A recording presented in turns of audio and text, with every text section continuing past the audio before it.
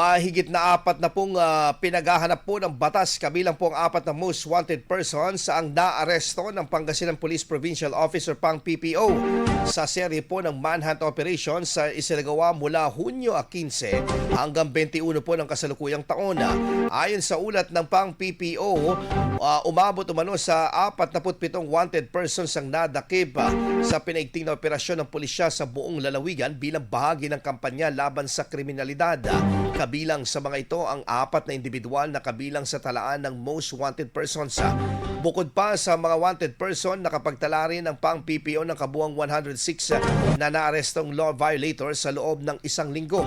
Kabilang dito ang 38 na drug personalities na nahuli sa 33 anti-drug operations kung saan nakumpiskang nasa 89.26 na gramo ng hinihinalang shabu na nagkakalaga ng humigit kumulang na 606,988.40.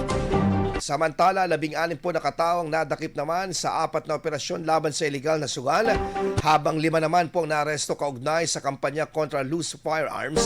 4 na baril din ang nasamsam sa 7 magkakahiwalay na operasyon. Binigyan din ng Pang PPO ang mahalagang pakikipagtulungan ng komunidad sa mga otoridad upang mas mapabilis ang pagdakip sa mga taong may kinakaharap na kaso at mapigilan ang iba pang uri ng kriminalidad sa lalawigan. IFM News. IFM News. IFM News.